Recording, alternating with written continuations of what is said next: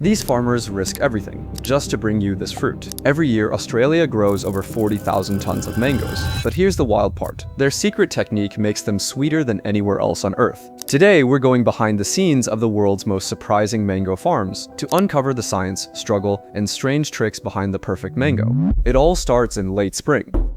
That's when Australian farmers begin planting new mango trees, preparing for a harvest that can take years. On massive mango farms with high-density planting, some plantations produce several thousand tons per year, enough to feed entire cities. But here's the surprising part. Growing mangoes isn't just about soil and sun. Some farmers use wires, shade nets, and wind barriers to protect every mango.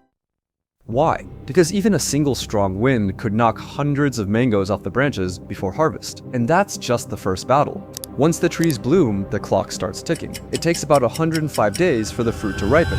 But not every mango is picked at once. So how do farmers know which ones are ready? They don't just rely on color, they listen. A gentle tap tells them if the fruit inside is dense, soft, or perfectly ripe. Smaller trees are hand-picked, but for the taller ones, farmers use long poles with nets, a technique that's as delicate as it is efficient. Imagine collecting thousands of mangoes by hand each day, all to make sure they arrive unbruised and perfect. Once harvested, the mangoes begin their next journey, and here's where things get even more interesting. Before they ever reach your supermarket, every mango passes through 3 stages of inspection. Machines roll them across conveyor belts. Sensors check for color and firmness, and any fruit that doesn't meet the standard gets rejected instantly.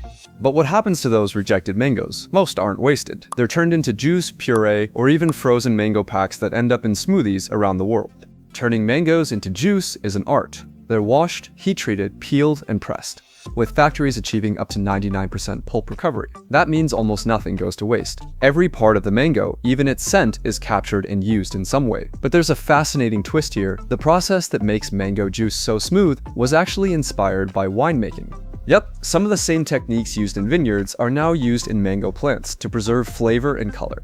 Ever tried frozen mango? It might seem simple, but this process is surprisingly high-tech. The fruit is peeled, sliced, and vacuum frozen to lock in sweetness. And for travelers and smoothie lovers, freeze-dried mango is the secret. Lightweight, long-lasting, and still bursting with flavor. The best part? These techniques let Australians ship mangoes year-round, even when they're out of season everywhere else.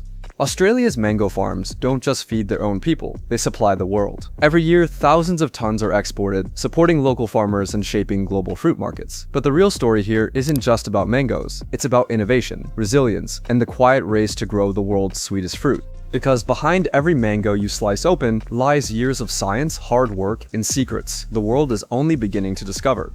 Which part of mango farming surprised you the most? Let me know in the comments below. And if you love seeing how the world's favorite fruits are made, check out my video on how all fruits are harvested around the world. Trust me, it's even more fascinating than you think.